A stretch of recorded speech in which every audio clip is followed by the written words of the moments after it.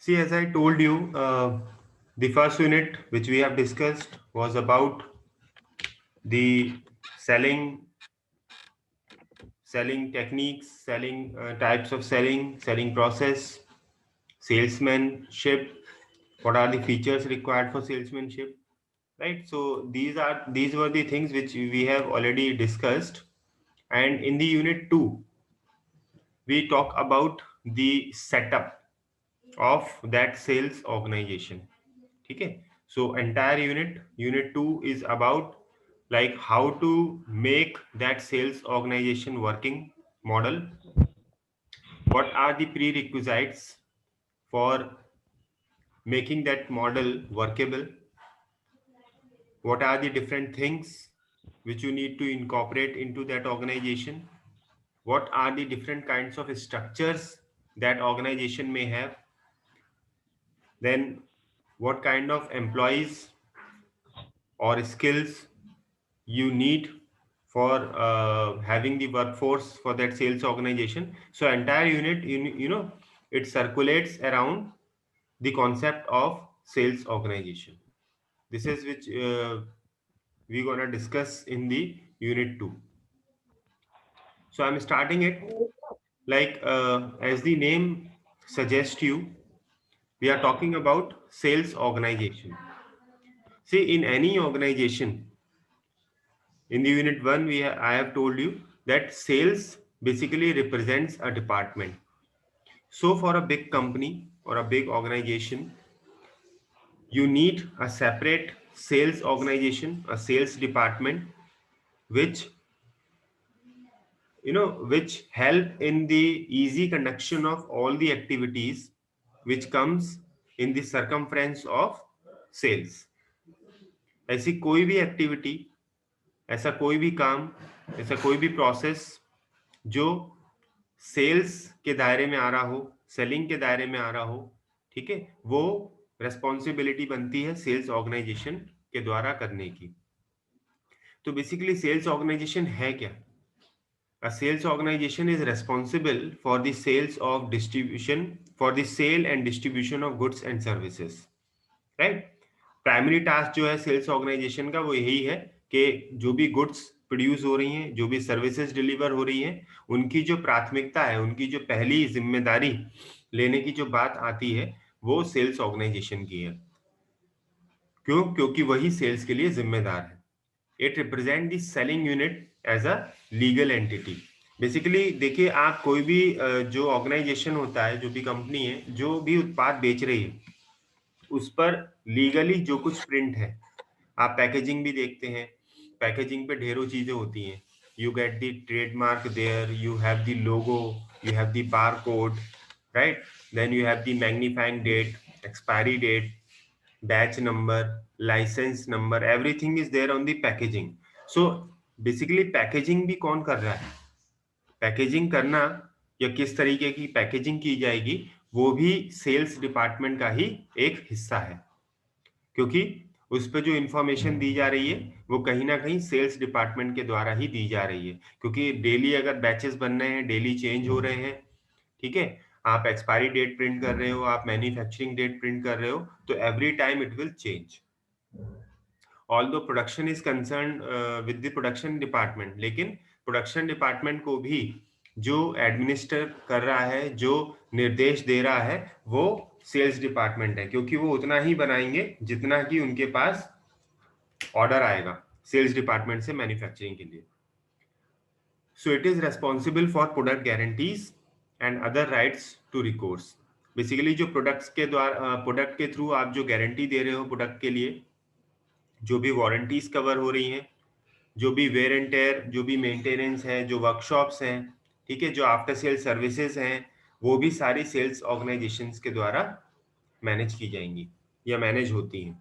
एक एग्जाम्पल के तौर पे आप यहाँ पे समझ सकते हैं, regional subdividing of the market can also be carried out with the help of sales organization. अगर कोई बड़ी कंपनी है तो रीजन वाइज उसको अपना सेल्स ऑर्गेनाइजेशन व्यवस्थित करना पड़ेगा और उसको वैसे ही ऑपरेट करना पड़ेगा, क्योंकि इट इज नॉट पॉसिबल कि पूरे देश में या पूरे एक बड़े ज्योग्राफिकल एरिया में एक ही जगह से वो सर्व कर पाए। आप देखते भी हैं कि जो बड़ी बड़ी कंपनीज हैं जैसे HUL है या ITC है, ठीक है, इनके अपने सेल्स ऑर्गेनाइजेशन या सेल्स सेटअप्स हैं, हर दिशा में, हर रीजन वाइज है, ठीक है, तो वो वहीं से ही ऑपरेट होते हैं। जैसे इंडिया में अगर आप बात करें तो जितना भी सदर्न या साउथ का जो रीजन है वो एक जगह से मॉनिटर किया जाएगा, ठीक है।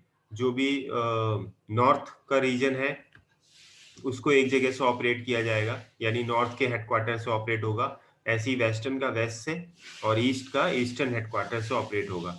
तो ये सारी चीजें basically regional subdividing of the market कहलाती हैं, जो कहीं ना कहीं आपके डिपार्टमेंट में जो कहते हैं रीजनल डिवीजन करती हैं और एक सही तरीके से सेल्स को मॉनिटर करने में आपको हेल्प करती हैं। दूसरे एंगल से अगर हम देखें तो what is a sales organization?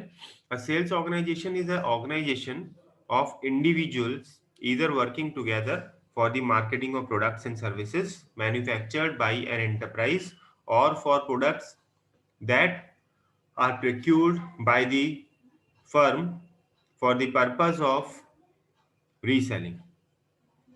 Sales organization basically दूसरे एंगल से क्या बता रहा है कि it is an organization of individual, जिसमें कुछ इंडिविजुअल उसका पार्ट है, उसका हिस्सा है, जो एक साथ काम कर रहे हैं for marketing of products and services. जो भी उस ऑर्गेनाइजेशन के द्वारा प्रोडक्ट्स या सर्विसेज प्रोड्यूस की जा रही हैं उनकी मार्केटिंग के लिए वो काम कर रहे हैं, सेल्स के लिए काम कर रहे हैं, ठीक है। एंड उनका जिम्मा जिम्मा बनता है कि अपने कस्टमर्स को सही समय पे सही चीज वो पहुंचाएं, प्रोक्यूर करें, ठीक है। या मैन्युफैक्चर अगर नहीं कर रहे हैं तो जहां से भी वो प्रोक्यूर कर रहे हैं उन चीजों को वहां से लेके उनको दोबारा से बेचें। जैसे रीसेलिंग का बेसिकली मतलब आ रहा है कि आपने वो चीज नहीं बनाई है, आपने परचेज की है कहीं से, and you have purchased it, you have packed it in a again and again you are selling it to some people or some geographical area, so that may also be the function of sales organization. It is only possible when the organization या company is not manufacturing the product itself. एक और concept आप समझ सकते हैं, sales organization is a structural body through which the function of sales management are carried out. विस्तार में हम सारी चीजें पढ़ चुके हैं, हम पढ़ चुके हैं कि सेल्स मैनेजमेंट क्या है, उसके फंक्शंस क्या हैं।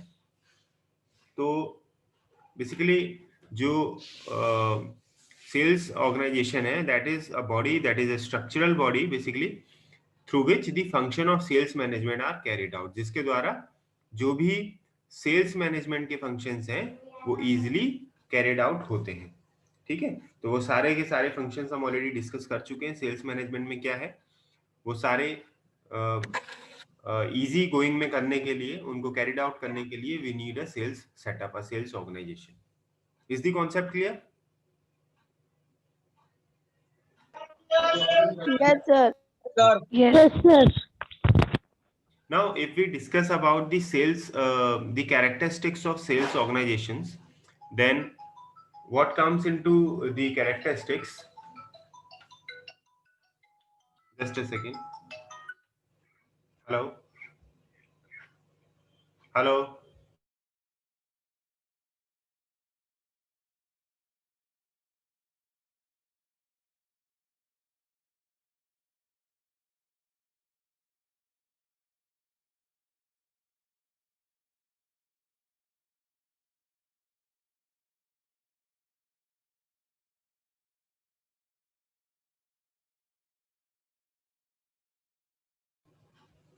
Yes. So, we need to discuss the characteristics of sales organization.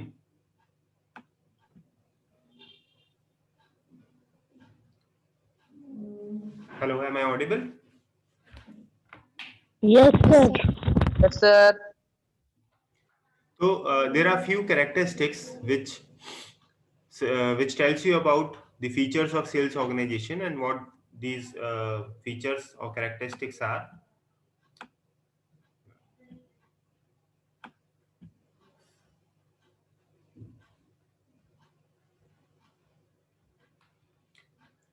See, the first is sales organization has the following characteristics. I'm sorry, it is misprint here. Sales organization is a part of the total enterprise. देखिए पहले ही बताया है कि जैसे किसी organisation में different departments होते हैं. Production is one, then finance is one, finance department. HR is one department. Research and development is one department. Packaging, customer query handling, workshop service, after sale service. So these are the different department, and just like these department, the sales organization is also one of the department. Nowadays what is happening, that various departments are integrated in the sales department. जो पहले भी हम बता चुके हैं, कई चीजें जो हैं वो सेल्स डिपार्टमेंट का ही हिस्सा हो गई हैं, सेल्स डिपार्टमेंट में ही उनको इंक्लूड कर लिया गया है. जैसे अगर आप एडवर्टाइजिंग की बात करते हैं, आप सेल्स प्रमोशन की बात करते हैं, आप पैकेजिंग की बात करते हैं, ठीक है. प्रोडक्शन को भी लिंक करा गया है सेल्स से ही, क्योंकि सेल्स डिपार्टमेंट बताता है प्रोडक्शन डिपार्टमेंट को कि कितनी डिमांड है, उसके अकॉर्डिंग प्रोडक्ट्स बनाए. तो ये सारी चीजें बेसिकली इंटरकनेक्टेड है. तो इसीलिए हम कह सकते हैं कि sales organization is a part of total organizational structure. It works for the attainment of common selling objectives like maximizing sales volume, maximizing profits, increasing market shares, etc.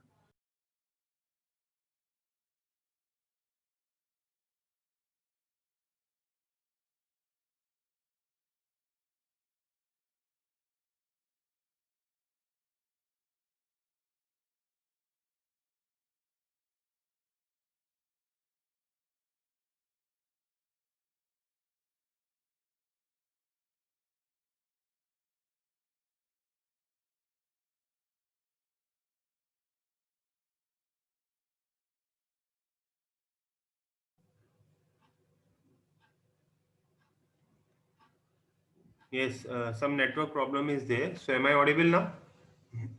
Yes, sir. Okay. Yes, sir. So the third is like it works for the attainment of common selling objectives. जो भी selling से जुड़े हुए जो objectives हैं company के, firm के, ठीक है, उनको अचीव करने में सेल्स ऑर्गेनाइजेशन हेल्प करता है. और वो ऑब्जेक्टिव्स क्या है?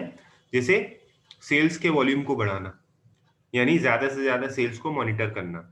ज्यादातर जो बड़ी कंपनीज हैं, जो MNCs हैं, उनका फोकस रहता है कि ज्यादा से ज्यादा सेल्स वॉल्यूम जनरेट करें, और इसी वजह से उनको प्रॉफिट मार्जिन कम होते हुए भी वो कंपनी सक्सेसफुली रन कर रही हैं. क्यों? क्योंकि जब मार्जिन कम होता है लेकिन आप सेल्स वॉल्यूम को बढ़ा देते हैं, तब भी आपको मैक्सिमम प्रॉफिट अर्न होता है. दूसरी तरफ मैक्सिमाइजिंग द प्रॉफिट्स, ठीक है. जब आप सेल्स वॉल्यूम को बढ़ाएंगे तो आपका profit definitely it will increase. And increasing the market share. Companies round the clock they also want के जो उनके मार्केट है वो बढ़ता रहे, एक्सपेंड होता रहे.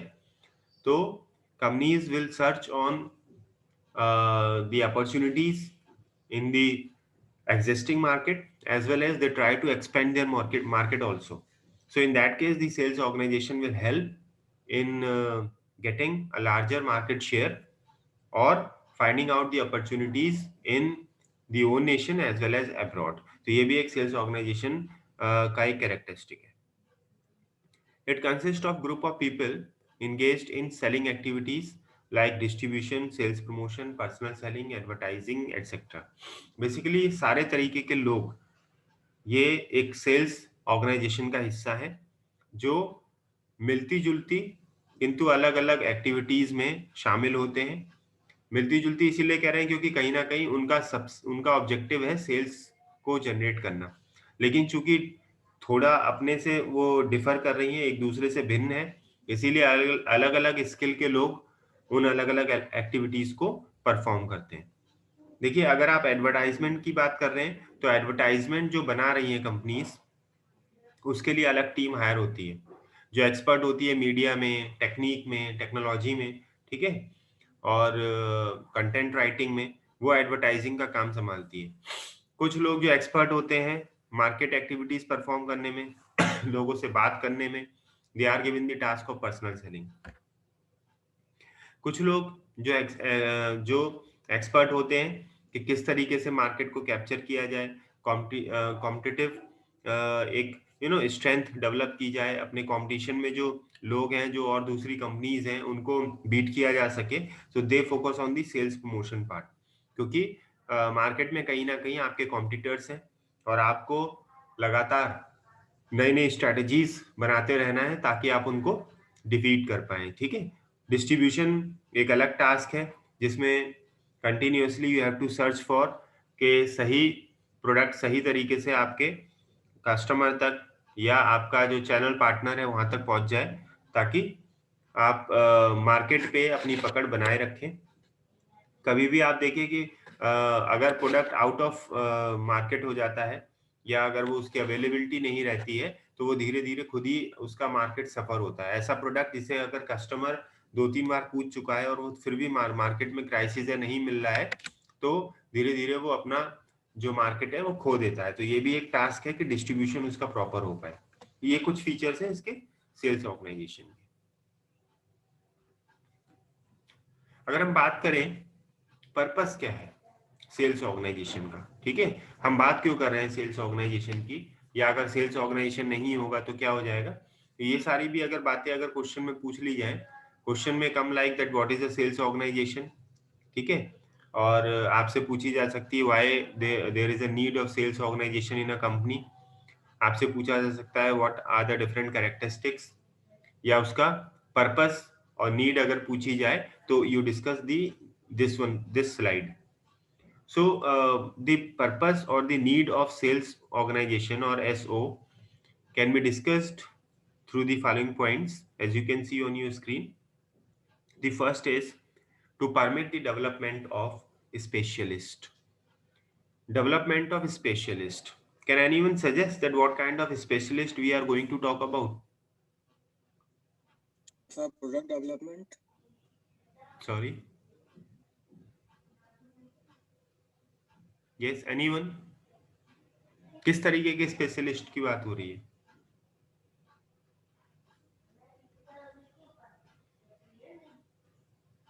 Am I audible? Yes sir, sales Yes, specialist sir. के डेवलपमेंट के बारे में ना सर, sir, हाँ, सेल्स डिस्ट्रीब्यूशन के डेवलपमेंट के बारे में। डेवलपमेंट के बारे में बात हो रही है। देखिए स्पेशलिस्ट की चूंकि बात हो रही है, डेवलपमेंट ऑफ स्पेशलिस्ट, तो स्पेशलिस्ट अभी जैसे हमने पिछली स्लाइड में बात किया ना कि यहाँ मैंने बात की है कि personal selling, advertising, sales promotion, basically ये सारी चीजें इसमें सेल्स ऑर्गेनाइजेशन में कवर हो रही हैं। तो होता क्या है कि धीरे धीरे you develop the specialist in those areas. कभी आप देखिए एडवर्टीजमेंट जब आप देखते हैं तो not every advertisements are appealing, हर एडवर्टीजमेंट अफेक्टिव नहीं होता, ये बात मानते हैं आप? कुछ एडवर्टीजमेंट्स ऐसे होते हैं जो बहुत ज्यादा अफेक्टिव होते हैं, जो आपको हमेशा याद रहते हैं, ठीक है। जैसे आप देखिए कैडबरी के थ्रू जो एडवर्टीजमेंट किया जाता है कैडबरी कंपनी का, तो ज्यादातर एडवर्टीजमेंट एक नई थीम, एक नया कंटेंट लेकर आते हैं। कभी आपने देखा हो फेविकॉल का एडवर्टीजमेंट देखें, Pidilite, hello, have you Yes, seen? sir. हाँ, तो Sir. आप देखिए कि पिडिलाइट या फेविकॉल का जो एडवर्टीजमेंट्स होते हैं वो बिल्कुल एक नया और बहुत इफेक्टिव एडवर्टीजमेंट होता है, उसकी स्क्रिप्ट बिल्कुल दूसरों से अलग होगी, ठीक है।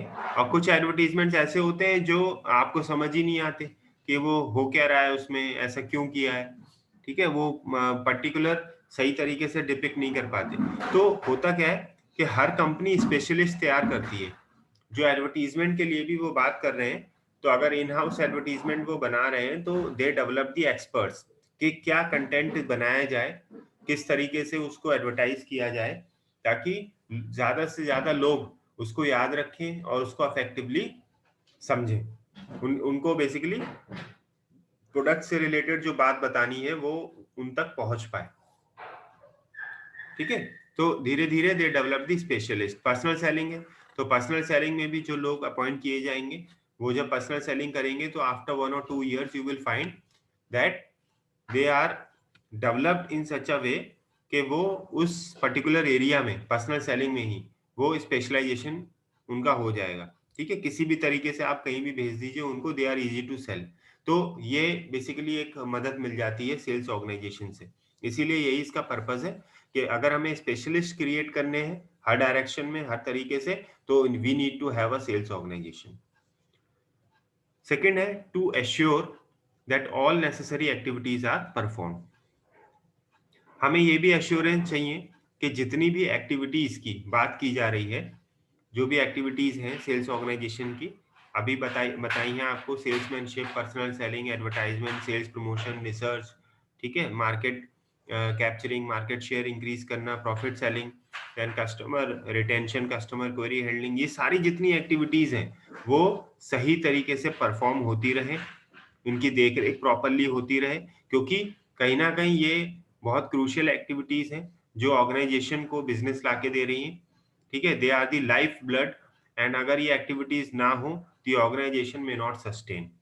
बाकी किसी एक्टिविटी के बिना आप रह सकते हो, मैनेज कर सकते हो, बट अगर सेल्स ही नहीं होगी तो वो ऑर्गेनाइजेशन धीरे धीरे खत्म हो जाएगा। फिर है बात to increase coordination and balance.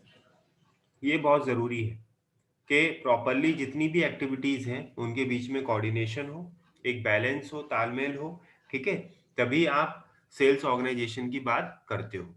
यही इसका एक पर्पस है कि उसके होने की वजह से, सेल्स ऑर्गेनाइजेशन की होने की वजह से जो बैलेंस है वो बना रहता है। किस तरीके का बैलेंस की बात हो रही है, एक एग्जाम्पल से आप समझ सकते हैं कि आपके पास कोई ऑर्डर आया, ऑर्डर में कितनी यूनिट्स आपको भेजनी है वो आपने चेक किया, सेल्स डिपार्टमेंट ने चेक करने के बाद पाया कि इन्वेंट्री में कुछ यूनिट्स बची हैं, उनको मिलाने के बाद जो बैलेंस बची हैं, ठीक है, वो बनानी पड़ेंगी।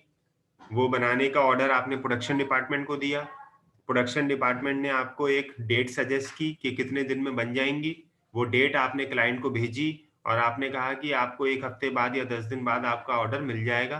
प्रोडक्शन डिपार्टमेंट ने काम शुरू कर दिया, उसके लिए रॉ मटेरियल मंगा लिया, ठीक है, पैकेजिंग होके आपके पास आ गया, इन्वेंट्री में वो बैठ गया। तो कहने का मतलब ये है कि इतनी सारी एक्टिविटीज जो कहते हैं ना इंटरनली हो रही हैं, आपको दिखती नहीं है लेकिन वो इंटरनली हो रही हैं। एक डिपार्टमेंट से वो पर्ची घूमती रहती है कि कहाँ पे क्या होना है, क्या रिसीविंग होनी है, कितने का ऑर्डर है, कैसे बनेगा, रॉ मटेरियल कितना पड़ा है, ताकि कोई चीज वेस्ट भी ना हो या कोई चीज एक्स्ट्रा भी ना मंगाई जाए, ठीक है, क्योंकि वो अननेसेसरली आपके लिए इन्वेंट्री रहेगी।